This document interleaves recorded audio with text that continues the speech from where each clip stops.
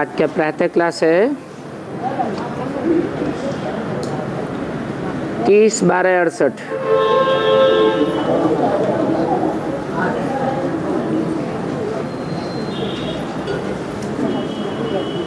अभी आती है शिव बाबा की जयंती।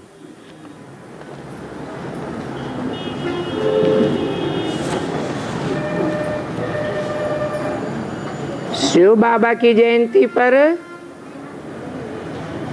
कैसे समझाना चाहिए, जैसे तुमको बाप ने समझाया है। तुमको फिर औरों को भी समझाना है। ऐसे तो नहीं है बाबा जैसे तुमको पढ़ाया है वैसे बाबा को ही सभी को पढ़ाना है।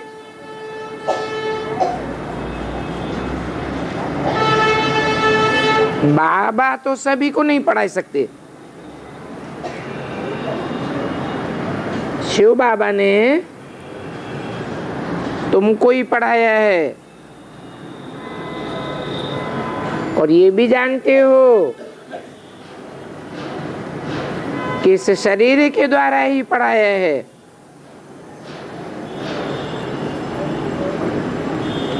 तो बरोबर हम शिव बाबा की 33वीं जयंती मनाते हैं।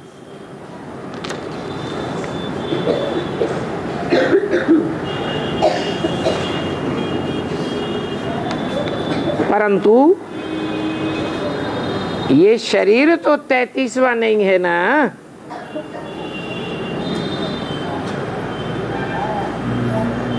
अर्थात इनकी जयंती नहीं मनाते हैं। किनकी ब्रह्मा की जयंती नहीं मनाते हैं।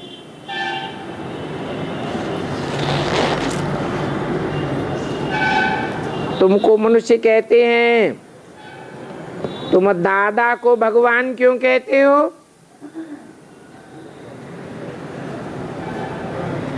परंतु तुम तो 33वीं से शिव जयंती मनाते हो। तो इनकी तो नहीं मना सकेंगे।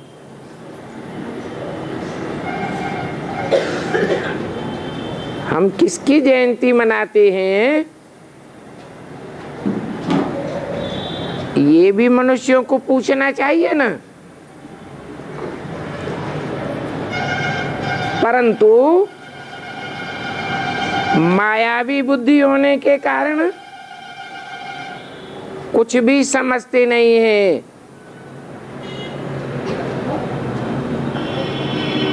कि किसकी जयंती मनाते हैं। जयंती साकार की होती है या निराकार की होती है?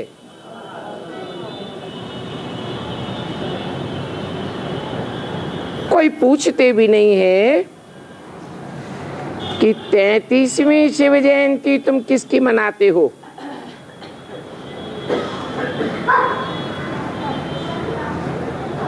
तैतीसवीं अर्थात 33 साल हुए।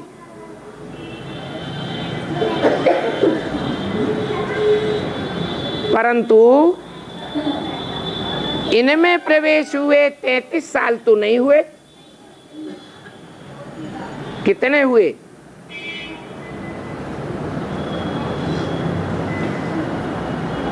68 की वाणी है। ब्रह्मा में प्रवेश किए हुए 23 साल हुए या 33 साल हुए? बाबा ने तो बताया है कि मैं कब प्रवेश करता हूं ब्रह्मा में।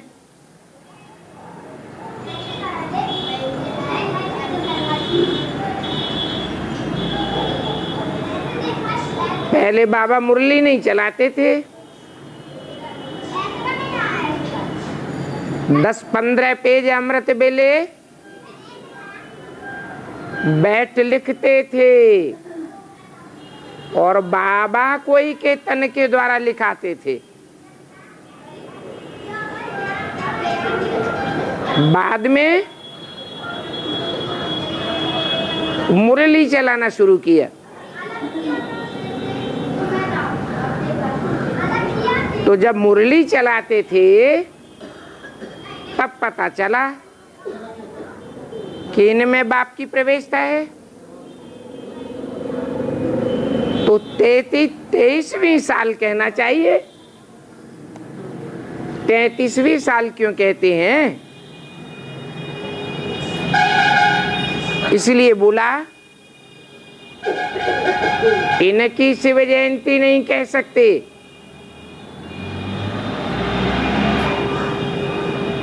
तैतीस साल किसको हुए? तो कहेंगे कि कराची से मुरली निकलती चली आई है।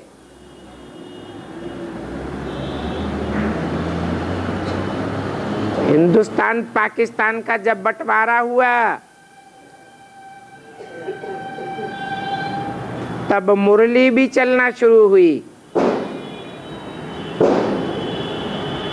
तब इनका नाम भी ब्रह्मा प्रसिद्ध हुआ,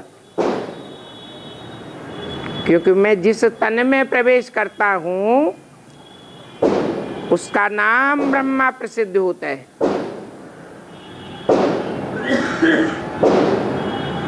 तब से ओम मंडली नाम बदल करके ब्रह्मा का नाम बाला हुआ। और कराची से जब भारत में आए 50-51 में, तो ब्रह्मा कुमारी ईश्वरीय विश्वविद्यालय नाम पड़ा। सवाल है ब्रह्मा कुमार कुमारी विद्यालय क्यों? अम्मा के कुमार कुमारी होते हैं क्या?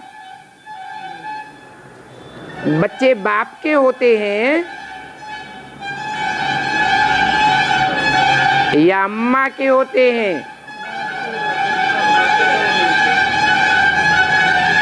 तो बाप कौन? पहले तो बाप होना चाहिए।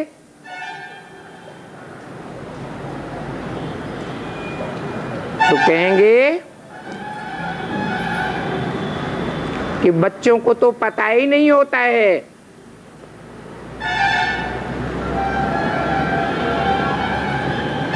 कि बाप जो बीजारोपण की प्रक्रिया करने वाला है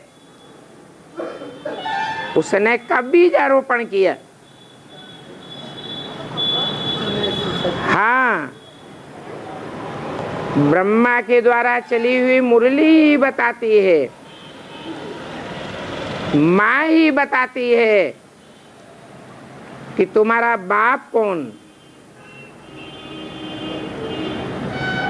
तो मुरली में आया है ऐसे ऐसे बच्चे थे जो मम्मा बाबा को भी ड्रिल सिखाते थे, टीचर बन करके बैठते थे। हम समझते थे ये तो बहुत ऊंचे नंबर में आवेंगे। फिर बोला है 10 साल से रहने वाला। ध्यान में जाती थी, मम्मा बाबा को भी ड्रिल कराती थी, उनमें बाबा प्रवेश करते थे। इसका मतलब है कोई पुरुष भी था, कोई माता भी थी जिनमें बाबा प्रवेश करते थे। तो लाजिम है कि ब्रह्मा से भी पहले ये हस्तियां हुई थी। जब ब्रह्मा बाबा को गुरु से साक्षात्कार का कोई व्याख्या प्राप्त नहीं हुई, वाराणसी विद्वान पंडित आचार्यों से कोई क्लैरिफिकेशन नहीं मिला।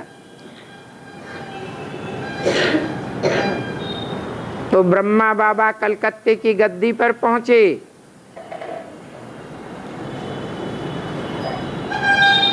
जहां भागीदार से मिले, जिस भागीदार को उन्होंने अपने लौकिक जीवन की सारी कमाई सौंप रखी थी।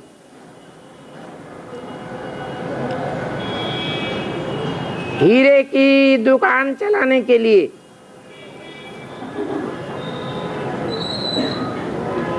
जरूर बाबा से भी ज्यादा होशियार था हीरों की परख में।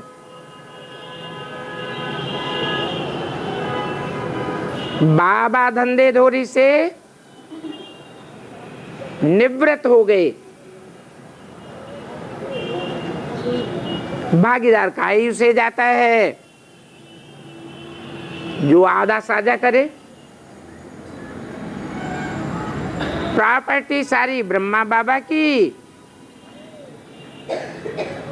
और मेहनत सारी साझीदार की।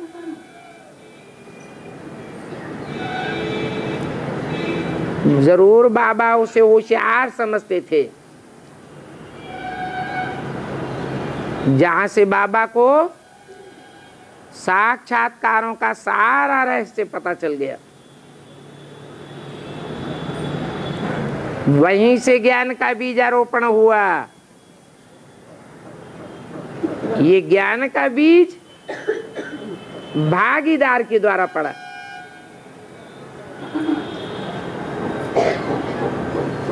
इसलिए मुरली में कहा जाता है राम बाप को कहा जाता है, और कृष्ण तो बच्चा है। माना राम वाली आत्मा के द्वारा शिव बाप ने सन 3637 में ही ज्ञान का बीजारोपण कर दिया। 10 साल के बाद ब्रह्मा को अपनी हस्ती का पता चला कि मेरा पार्ट इस जन्म में ब्रह्मा का है। आने वाली दुनिया में मैं कृष्ण के रूप में जन्म लेने वाला हूं।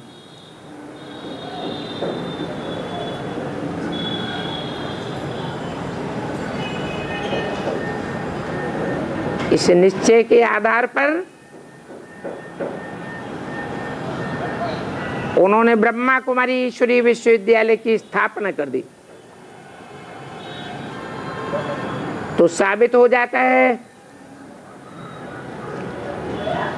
कि वो कौन सी हस्ती है,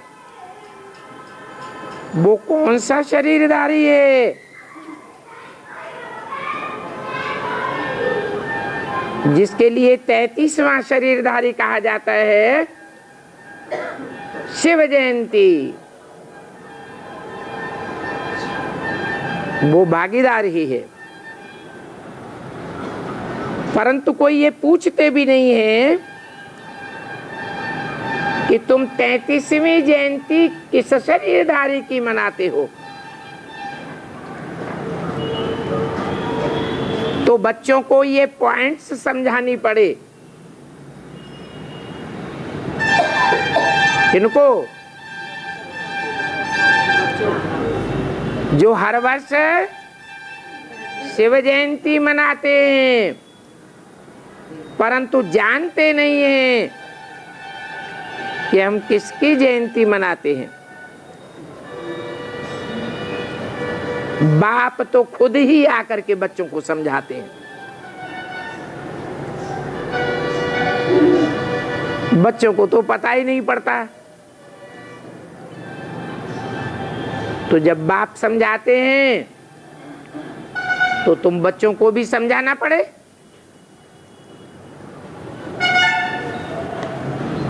अब उन मनुष्यों को तो पूछने का अकल ही नहीं है।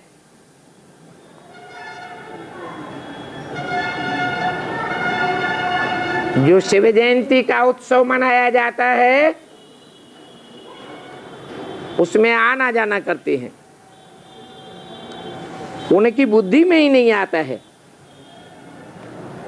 कौन है जिसकी 33वीं जयंती मनाते हैं?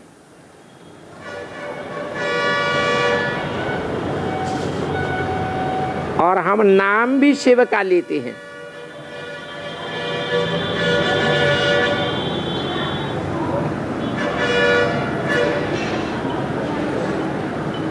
शास्त्रों में भी कहा गया है, और एक गुप्त मत सबे कहो कर जोर, शंकर भजन बिना नर भगत के पावे मोर।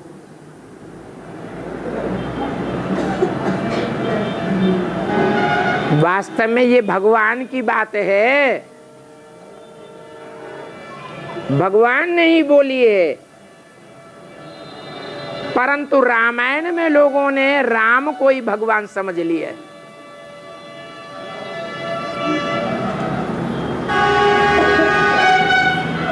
इसलिए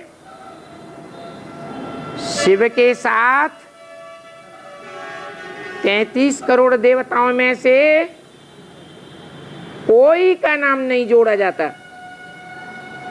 सिर्फ शंकर का नाम जोड़ा जाता है।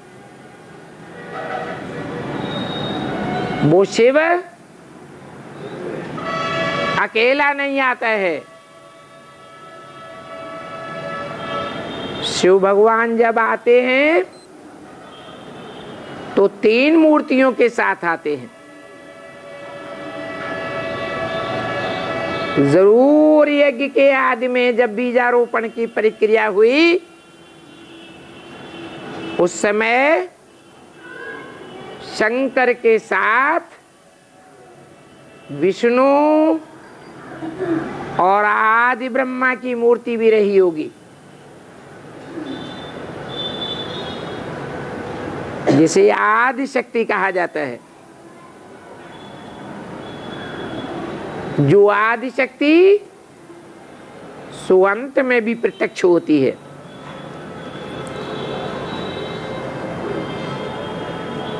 तो जिस शिव का नाम लेते हैं वो तो है निराकार। उनकी बिंदी का ही नाम शिव है, जिनको शिव कहा जाता है। शिव अर्थात कल्याणकारी। वो लोग तो कहते हैं शिव तो जन्म मरण से रहते हैं, उनकी फिर जयंती कैसे होगी? अब ये तो तुम जानते हो कि कैसे नंबरवार मनाते आते हैं। पहले शिव की जयंती मनाते हैं, शिव जयंती के बाद भक्ति मार्ग में किसकी जयंती मनाई जाती है? राम की जयंती मनाई जाती है। राम के बाद कृष्ण की जयंती मनाते हैं।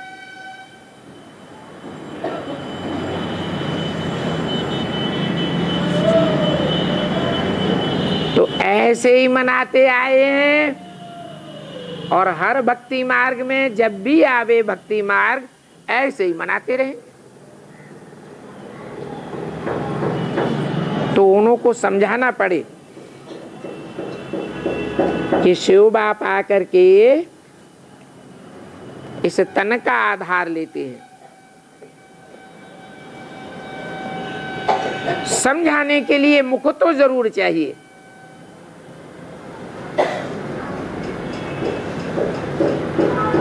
सुनने सुनाने के लिए मुख चाहिए,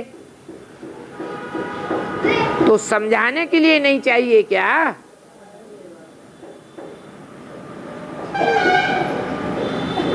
इसलिए गौमुख की भी महिमा है, परंतु ये गौमुख का राज जरा पेचीला है।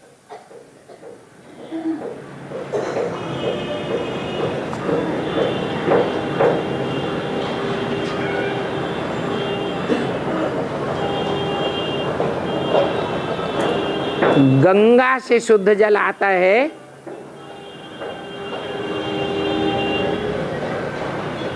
हरिद्वार में ज्यादा शुद्ध होता है, ऋषिकेश में ज्यादा शुद्ध होता है,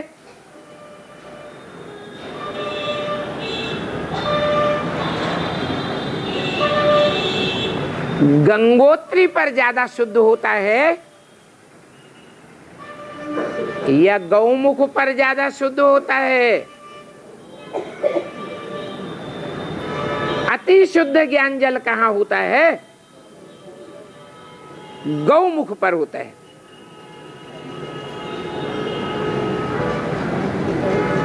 परंतु ये शिव बाबा के ऑक्यूपेशन को समझाने वाली बात है।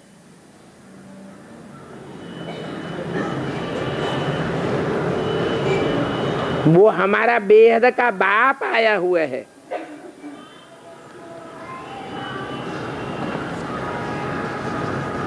उनसे ही हमको बेहद का वर्षा मिलता है।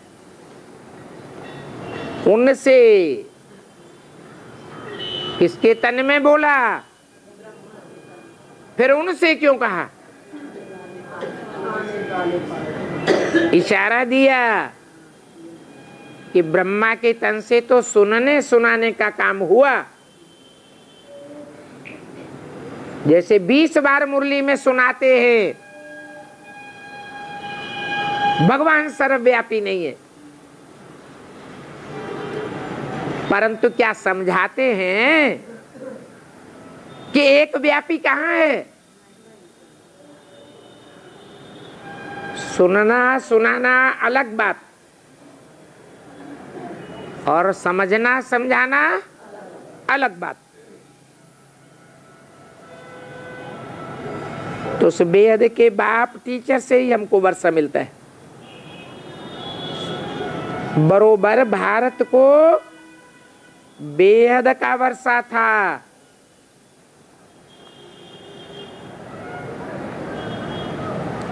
अमेरिका, अरब, इंग्लैंड को नहीं, चीन, जापान को नहीं, किसको बेहद का वर्षा था? नाम भारत क्यों दिया? भा माने ज्ञान की रोशनी और रत माने लगा रहने वाला, जिसका सारा जीवन काहे में लगा रहता है, ज्ञान की रोशनी के आलोड़न में लगा रहता है। दूसरा कोई ऑक्यूपेशन नहीं, कोई धंधा नहीं। ऐसे भारत को धन वर्षा मिला था। उस भारत के अलावा विश्व की बादशाही का वर्षा और किसी के पास तो होता ही नहीं। और भारत को ही सचखंड कहा जाता है।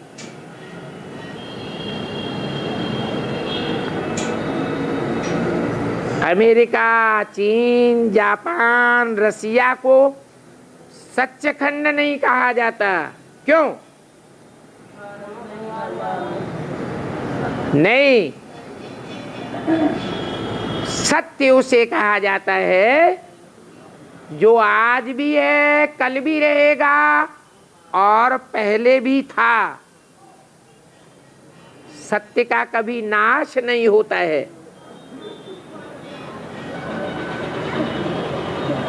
और धर्मखंड पहले नहीं थे। अमेरिका 500 साल पहले किसी मनुष्य मात्र की बुद्धि में नहीं थी कि अमेरिका है।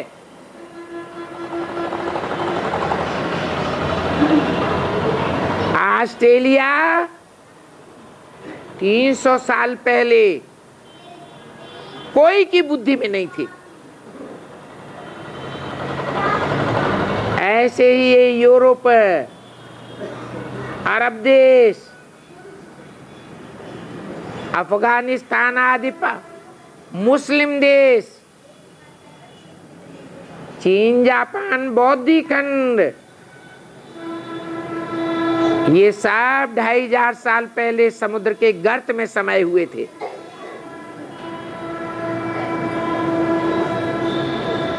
इनकी कोई भी हिस्ट्री नहीं मिलती है।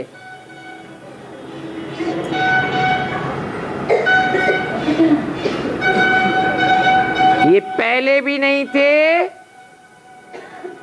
और अभी एटम बम फटेंगे तो अब भी नहीं रहेंगे। ये असत खंड है। भारत खंड पहले भी था, अभी भी है और आगे भी रहेगा।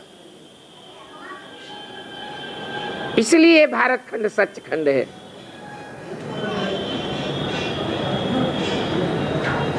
भारत भी सच खंड है और बाप को भी ट्रुथ गॉडफादर कहा जाता है। बाप भी सच्चा बाप है।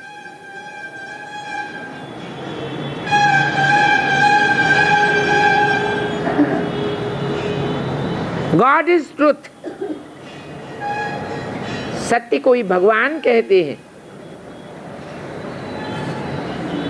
तो ये बातें समझानी पड़ती हैं।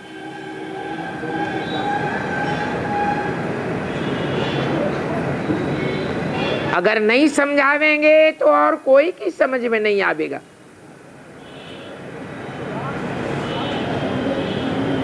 कोई तो झट समझ जाते हैं। ये योग और ये ज्ञान, ये दोनों ही तर्क में हैं।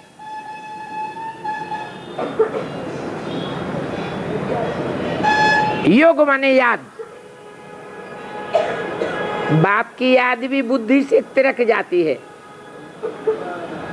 और ज्ञान भी तिरक जाता है। परंतु इन दोनों में भी याद ज्यादा तिरकनी है।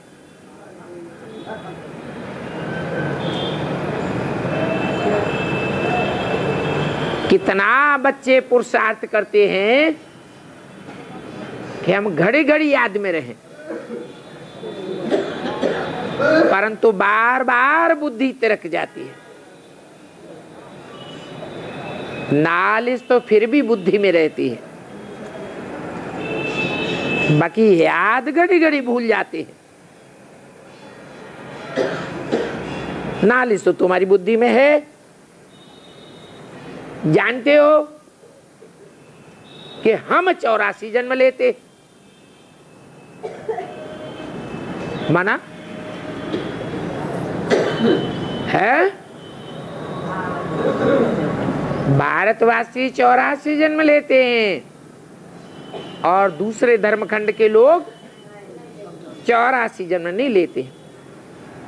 इस बात का तुमको ज्ञान है। तो जिनको ये नॉलेज है वो ही समझते हैं, बुद्धि से भी समझते हैं।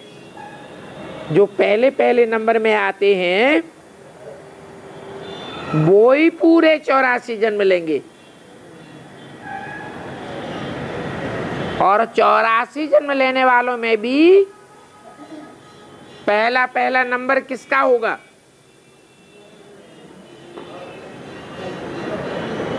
है अकेले नारायण का। लक्ष्मी नारायण का नंबर होगा। ये नर से नारायण, नारी से लक्ष्मी बनने की बात बहुत प्रसिद्ध है। और भारत में तो नारायण की कथा, सत्यनारायण की कथा बहुत नामी ग्रामी है। कब होती है सत्यनारायण की कथा? कब होती है? प्रायः करके अमावस्या पर होती है दूज पर होती है, तीज पर होती है, एकादशी पर होती है। कब होती है?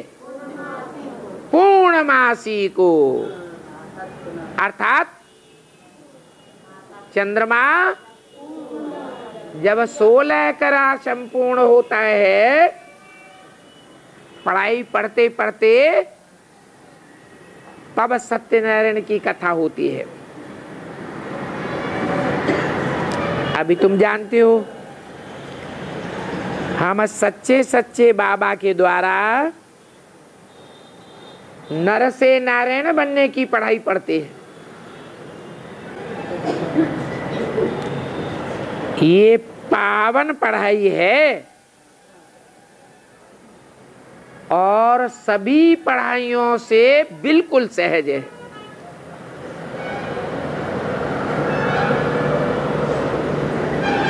चौरासी के चक्र को जानना है और सभी के लिए, बूढ़ा हो, बूढ़ी हो, नौजवान हो, बच्चा हो, गरीब हो, अमीर हो, स्वदेशी हो, विदेशी हो, सब के लिए एक ही पढ़ाई है।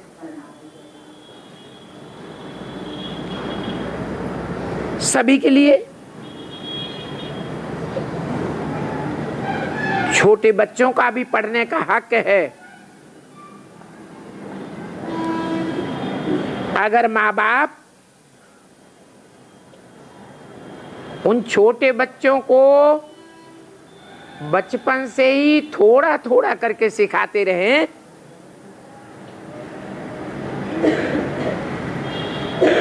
तो भी टाइम बहुत पड़ा है। और बच्चों को ये भी सिखलाया जाता है कि शिव बाबा को याद करो। ये नहीं सिखलाना है कि बिंदी को याद करो। बच्चों को क्या सिखलाना है? शिव बाबा को याद करो। हाँ, ये बता सकते हैं कि तुम आत्मा हो, आत्मा का बाप अलग और देहधारियों का बाप अलग। आत्मा का बाप आत्मा, उसको कहते हैं परमात्मा।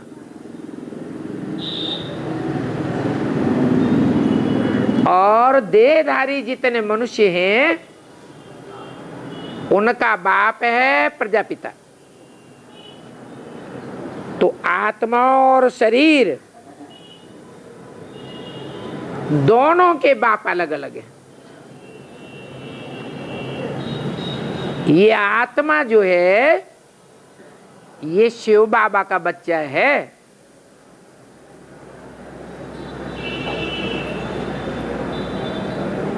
तो बच्चा भी निराकारी है, आत्मा रूपी बच्चे का बाप भी निराकारी है।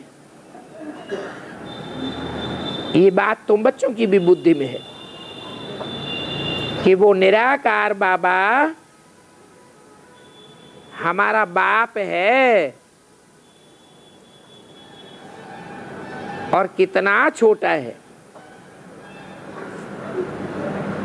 ये बात अच्छी रीति बुद्धि में रखनी है, भूलना नहीं चाहिए। हम आत्मा भी बिंदी मिसल छोटी है। ऐसे नहीं कि जब हम ऊपर जावेंगे तो आत्मा बड़ी दिखाई देगी। ऊपर जावेंगे तो बड़ी दिखाई देगी। क्यों? क्योंकि बड़ा शरीर तो यहीं रह जाएगा और आत्मा ऊपर, मन बुद्धि को ही आत्मा कहा जाता है, ऊपर चली जाएगी। तो ऐसे नहीं है कि आत्मा ऊपर जाएगी तो बड़ी हो जाएगी और नीचे आती है तो छोटी हो जाती है। नहीं। कहा जाता है भ्रकुटी के बीच चमकता है अजब सितारा, जिसकी यादगार में माताएं बिंदी लगाती हैं और पुरुष टीका लगाते हैं, क्योंकि पुरुष आत्मिक स्मृति में टिकते हैं, इसीलिए टीका लगाते हैं। माताओं का टिकाव उतना नहीं हो पाता है। शिव बाबा को याद करेंगे तो बाबा तो निराकार साकार के मेल को कहा जाता है, परंतु माताओं को साकार जास्ती याद रहेगा कि बिंदी जास्ती याद आवेगी? साकार जास्ती याद रहता है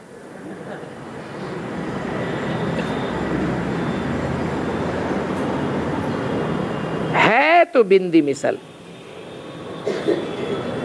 ऊपर में जावेंगे तो तुमको जैसे देखने में भी आवेगा, क्योंकि बिंदी बिंदी है ना।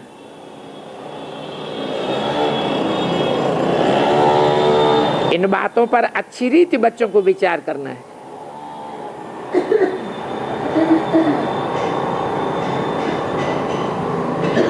हम आत्माएं आई हैं शरीर धारण करके पाठ बजाने के लिए। छोटे शरीर व बड़े शरीर में आत्मा तो एक ही रहती है। पहले शरीर छोटा होता है फिर बड़ा होता है, परंतु आत्मा तो घटती बढ़ती नहीं है। हाँ, शरीर के आर्गन्स पहले छोटे होते हैं फिर बड़े होते हैं।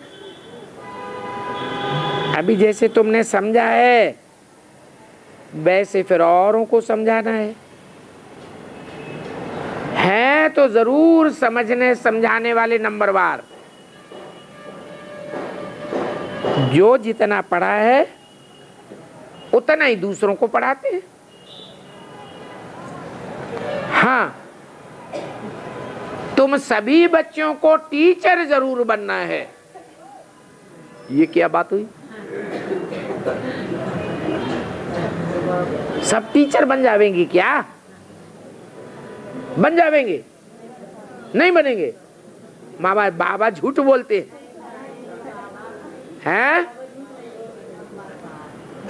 अगर सच बोलते हैं तो बताओ सब टीचर कब बन जावेंगे? अभी तो नहीं बने हैं।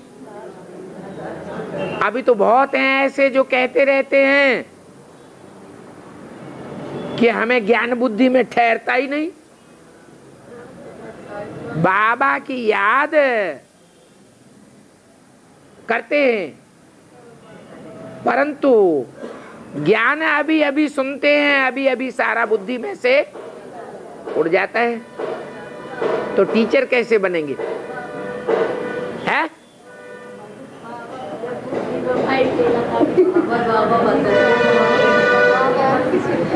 अंत में जब बाप की प्रत्यक्षता होगी सारी दुनिया कहेगी कि हमारा बाप आया हुआ है,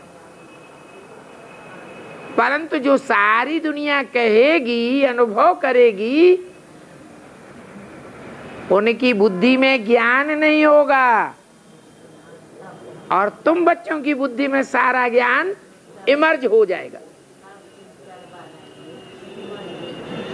ये याद की पराकाष्ठा की बात है। बूढ़ी बूढ़ी माताओं में भी ज्ञान इमर्ज हो जाएगा। वो भी पोपली भाषा में दूसरों को ज्ञान सुनाने लग पड़ेंगे। 9 लाख सितारे ही गाए हुए हैं, जो आसमान में ऊंची स्टेज में चमकते हैं, रोशनी देते हैं, वो आसमान के सितारे जड़ हैं और तुम बच्चे तो धरती के चैतन्य सितारे हो। जब सारी दुनिया में अज्ञान का अंधकार फैला हुआ होगा, उस समय तुम दुनिया में ज्ञान की रोशनी फैलाएंगे। तो टोटल कितनी आत्माएं टीचर होंगी? 9 लाख आत्माएं टीचर होंगी। उनमें भी 4.5 लाख शरीरधारी रहेंगे और 4.5 लाख प्रवेश होकर के पाठ बजावेंगे। तो जो बूढ़ियां अभी कहती हैं कि हमें तो कुछ याद ही नहीं रहता, उनमें भी कोई न कोई सोल प्रवेश करेगी और ज्ञान सारा सुनावेगी।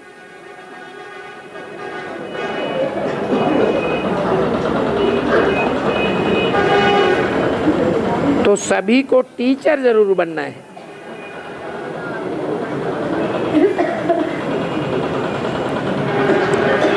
ये नहीं कहा बनना है, जरूर बनना है।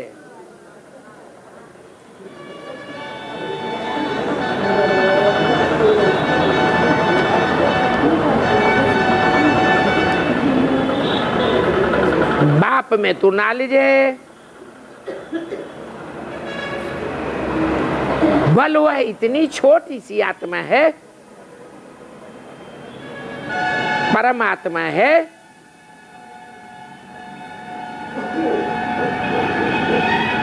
वो सदैव परम धाम में रहते हैं। इस सृष्टि पर आते हैं तो भी मन बुद्धि से परम धामवासी, और यहाँ इस सृष्टि पर आते भी संगम में एक बार है। और बाप को पुकारते भी तब हैं जब बहुत दुखी होते हैं, तब कहते हैं आकर हमको सुखी बनाओ। बच्चे अभी समझते हैं, हम पुकारते रहते हैं बाबा आकर के हमको पतित दुनिया से नई पावन दुनिया में ले चलो।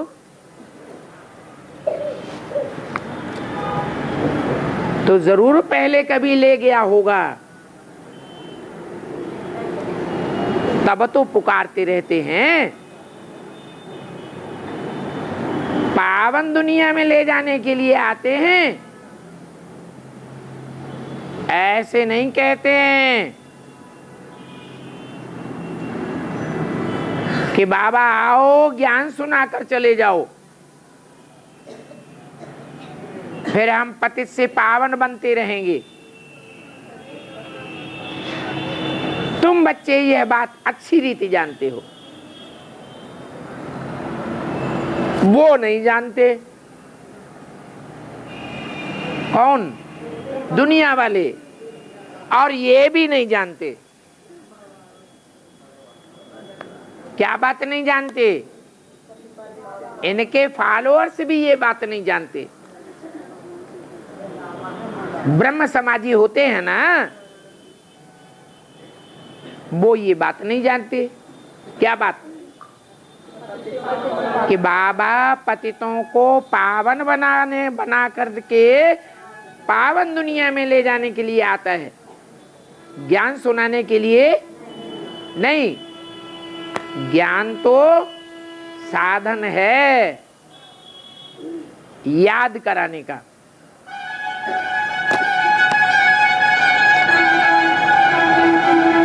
तो तुम कहते हो वहां ले जाओ अथवा हमको रास्ता बताओ। 30/12/68 की वाणी का दूसरा पेज। तो वो भी जब खुद आवे तब तो रास्ता बतावे, उसके सिवाय और कोई भी धर्म पिता नहीं है दुनिया में जो नई दुनिया में ले जाने का रास्ता बताता हो। वो आवेंगे कब? जब पुरानी दुनिया बदलकर नई दुनिया बननी होगी। दुनिया को बदलना होगा तभी तो आवेंगे। ये तो समझने की बड़ी सहज बात है। उन्होंने तो लिख दिया है कि भगवान कृष्ण द्वापर के अंत में आया और दुनिया और ही ज्यादा पुरानी हो गई कलयुग में। माने भगवान पुरानी दुनिया बनाकर चला गया, पापी कलयुग की स्थापना करके चला गया। तो ये बात नोट करनी है कि भगवान किस लिए आते हैं? पतितों को पावन बनाकर पुरानी दुनिया से नई दुनिया में ले जाने के लिए। बाबा ने आज ये समझाया है, हम भी ऐसे समझावे। ऐसे प्रैक्टिस करते करते तुम्हारी मुरली खुल जाएगी। जब तुम औरों का कल्याण करेंगे तभी तुम ऊंच पद पावेंगे नई दुनिया में। अगर औरों का कल्याण करने लायक नहीं बने, औरों को नहीं सुनाया, औरों को नहीं समझाया, तो तुम नई दुनिया में ऊंच पद नहीं पावेंगे। ये पढ़ाई वहां के लिए है, नई दुनिया के लिए। वो लौकिक पढ़ाई तो यहां के लिए ही है, और ये है भविष्य नई दुनिया के लिए पढ़ाई। वहां नई दुनिया में तो सदैव सुखी ही सुख है। वहां 5 विकार तंग करने वाले होते ही नहीं है। यहां तो रावण राज्य अर्थात पराये राज्य में है। क्या? किसके राज्य में है? क्यों? कैसे कहा पराये राज्य? क्योंकि देवताओं में तो ये काम क्रोध लोभ मोह अहंकार होते ही नहीं, और हम बच्चे तो देव आत्माएं हैं। देव आत्माओं में जब ओरिजिनल स्टेज होती है तो 5 विकार होते ही नहीं। नई दुनिया में वही नई दुनिया जब पुरानी होती है तब 5 विकार प्रवेश करते हैं। तुम पहले अपने राज्य में थे, बाद में रावण राज्य में आए। तुम कहेंगे नई दुनिया में हम भारतवासी ही थे और कोई नहीं था। भारत कोई नई दुनिया, फिर भारत कोई पुरानी दुनिया कहा जाता है। और गायन भी है, नई दुनिया में भारत, पुरानी दुनिया में तो भारत का भी नाम बदल देते हैं इंडिया, मुसलमान कहते हैं हिंदुस्तान। नई दुनिया में क्या नाम होता है? भारत। ऐसे नहीं कहेंगे कि नई दुनिया में वहां इस्लामी, बौद्धी, क्रिश्चियन होते हैं। नहीं, अभी तुम्हारी बुद्धि में है कि बाप आकर हमको जगाते हैं। ड्रामा में उनका पार्ट ही ऐसा है कि जब हम घोर अज्ञान की नींद में सो जाते हैं तब बाप आकर हमको जगाते हैं और भारत को ही आकर के स्वर्ग बनाते हैं और धर्मखंडों को स्वर्ग नहीं बनाते। ये भारत ही पहला देश है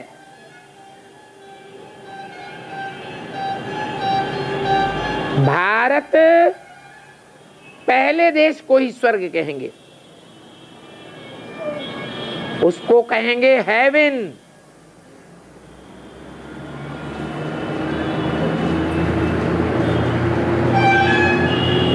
जहां तुम, हेवन का अर्थ क्या हुआ? नहीं है, क्या है? विन। विन माने जीत पाना। जहां तुम नई दुनिया में जीत पाते हो, किसके ऊपर? 5 विकारों के ऊपर। वो 5 विकार तुम्हारे दास दासी बन जाते हैं और तुम उनके ऊपर जीत पाते हो। कैसे दास दासी बन जाते हैं?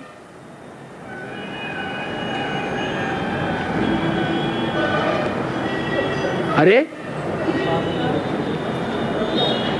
दास दासी कोई मनुष्य के रूप में होंगे या हवा होगी?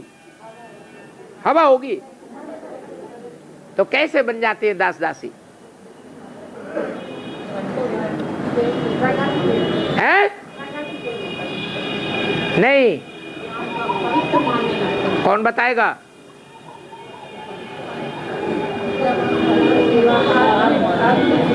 नहीं,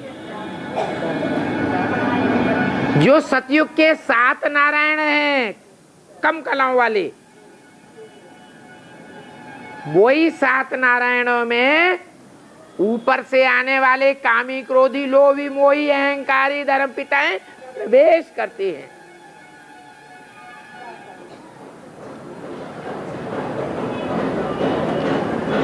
देह तो उन्हीं की है,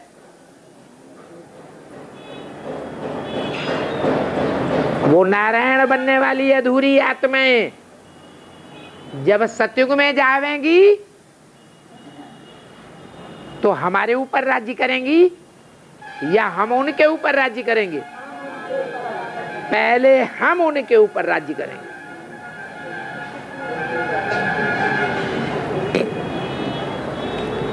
तो भारत ही पहला देश है। भारत की आयु लिमिटेड है, लाखों वर्ष कहना ये तो फिर अनलिमिटेड बात हो जाती है। लाखों वर्ष की कोई भी बात बुद्धि में बैठ ही नहीं सकती।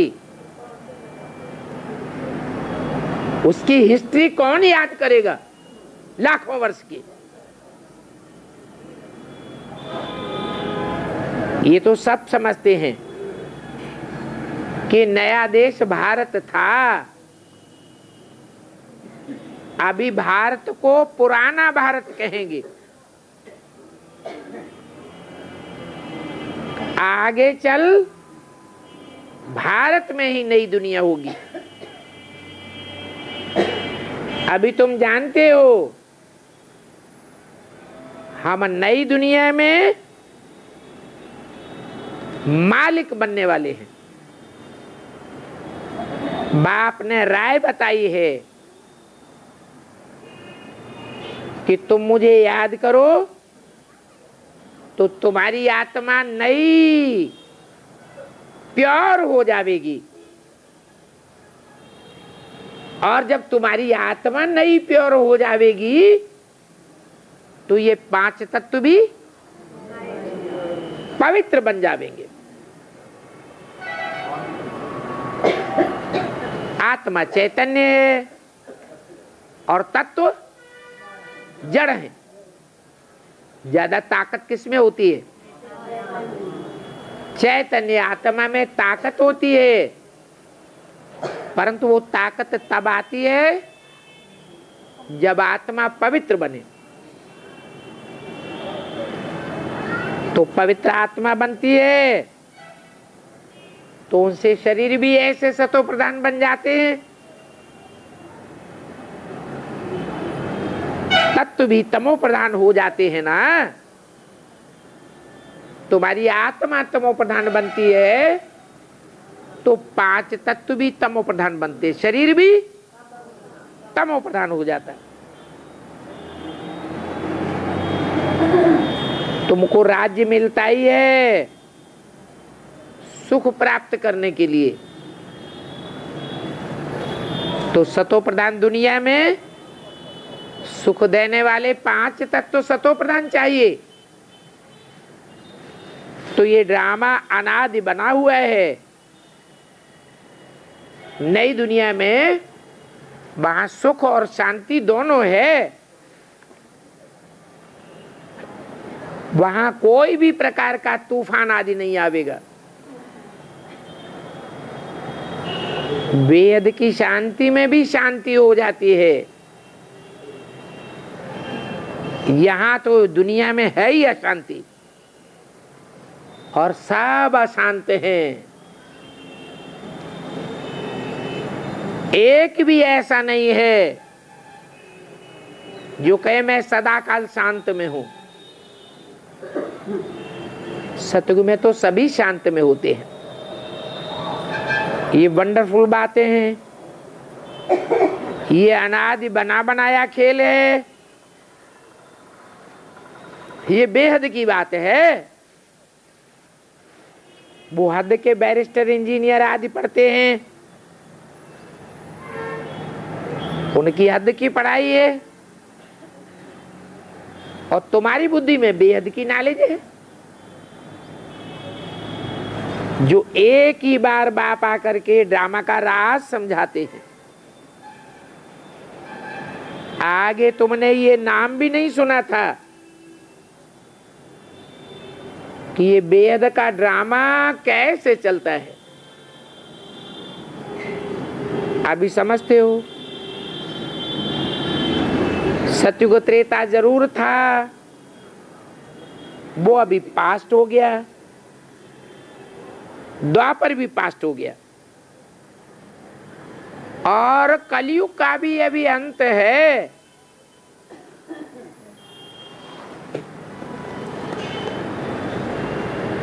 ये बात तुम सभी की बुद्धि में है कि सतयुग पास्ट हो गया। उस सतयुग में भी इन लक्ष्मी नारायण का राज्य था, और त्रेता में राम का राज्य था। बाद में फिर दुनिया में और धर्म आए, परंतु पहले पहले तो स्वर्ग में लक्ष्मी नारायण का ही राज्य था।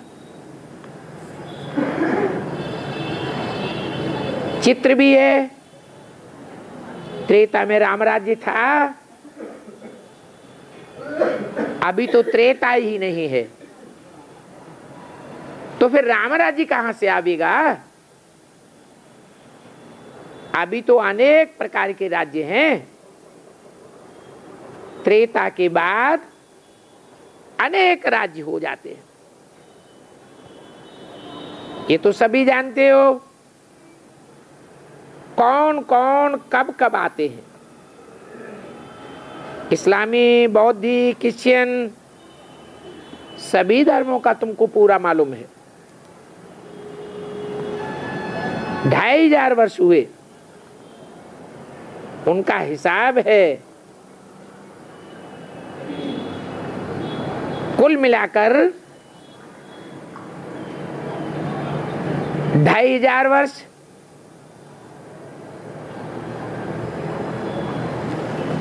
सुख और 2,500 वर्ष दुख।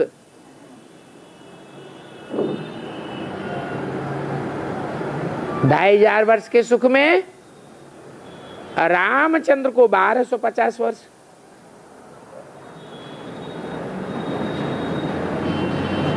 तो आधा कल्प की बात है, ऐसे नहीं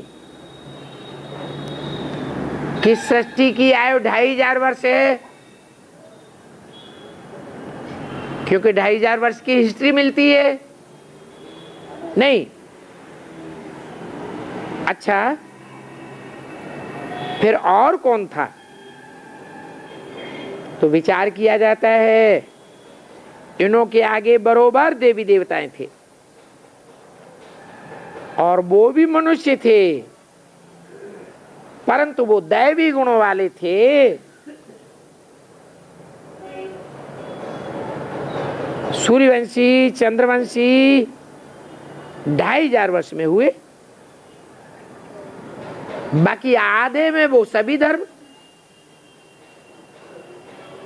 इससे जास्ती तो कोई हिसाब किताब निकाल ही नहीं सकता।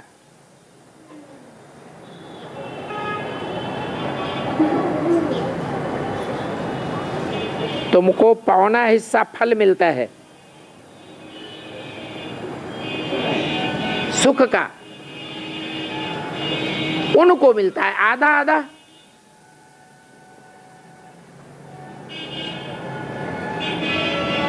तो इस ड्रामा के 4 हिस्से हैं, तो कायदे से 4 टुकड़े किए गए हैं।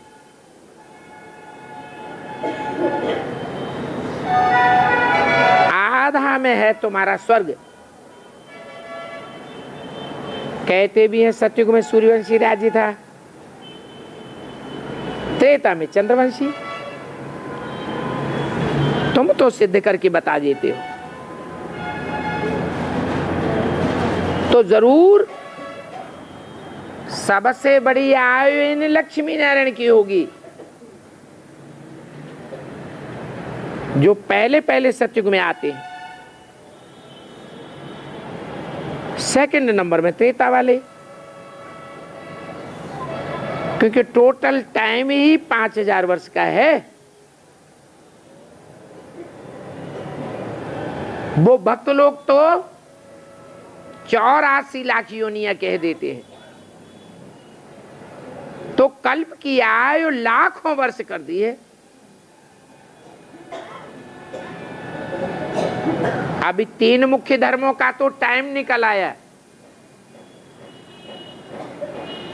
इस्लामी, बौद्धी, क्रिश्चियन। 2,500 वर्ष जिनकी हिस्ट्री मिलती है। बाकी बचे सूर्यवंशी, चंद्रवंशी, उनका फिर लाखों वर्ष कैसे हो सकता है? कोई बांध भी नहीं सकता। और लाखों वर्ष की तो इतनी बड़ी दुनिया हो भी नहीं सकती। 2,500 वर्ष में ही दुनिया की इतनी आदमशुमारी हो गई। और उसमें भी जानवर, पशु पक्षी आदि ऐड कर दिए गए हैं। तब 84 लाख योनियां कहते हैं। तो बाप बैठ समझाते हैं कि वो लाखों वर्ष की बात सभी है अज्ञान, और ये है ज्ञान। परंतु ये अज्ञान कहां से आया, ये किसी को पता नहीं। कहां से आया? शास्त्रों से आया। अभी तुम तो जानते हो ज्ञान का सागर तो एक ही बाप है, वो ही आकर के इस मुख से ज्ञान देते हैं।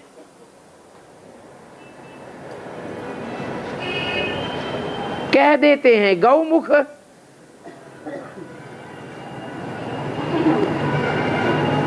इस गौ माता से तुम सभी को एडॉप्ट करते हैं। कौन सी गौ माता से? हैं? ब्रह्मा से। यहां सब बैठे हैं, ब्रह्मा से एडॉप्ट हुए। यहां जितने भी बैठे हैं वो सब दादा लेखराज ब्रह्मा से एडॉप्ट हुए। फिर कैसे कह दिया? इस गौ माता से तुम सबको एडॉप्ट करते हैं। हाँ, वही ब्रह्मा शरीर छोड़ने के बाद कोई माता में प्रवेश करते हैं, तब कहा जाता है गौ माता। अगर प्रवेश नहीं करते हैं प्रैक्टिकल में कोई शरीरधारी माता में, तो सूक्ष्म शरीर से बैल है या गौ है? बैल है।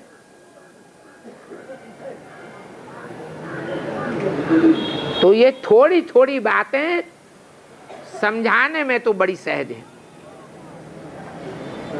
एक रोज समझा करके और फिर छोड़ देंगे तो फिर बुद्धि और बातों में लग जाएगी। इसलिए छोड़ नहीं सकते। स्कूल में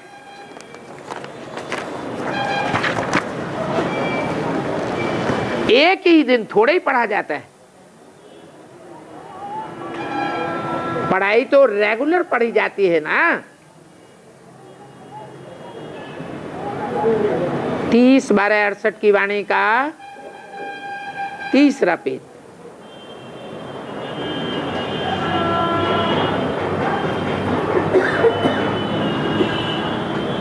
नॉलेज एक दिन में समझी जा सकती है, क्योंकि बेहद का बाप हमको पढ़ाते हैं।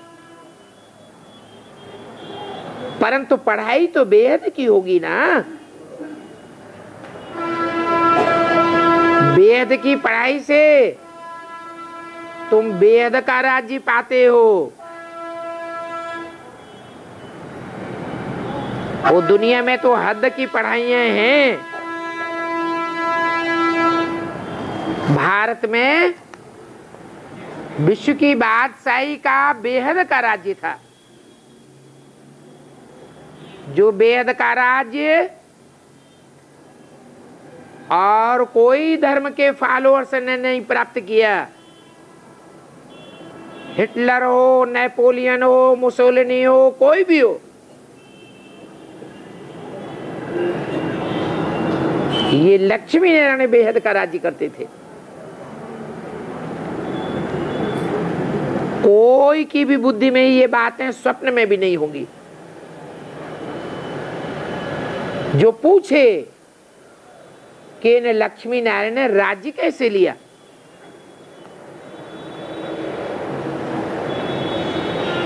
जरूर इन्हों में प्योरिटी जास्ती थी। ये योग बल की बात है। बाहुबल से कोई भी विश्व की बादशाही नहीं प्राप्त कर सकता। इसलिए इनकी आयु भी बड़ी होती है। किनकी? लक्ष्मी नारायण की। ओम शांति।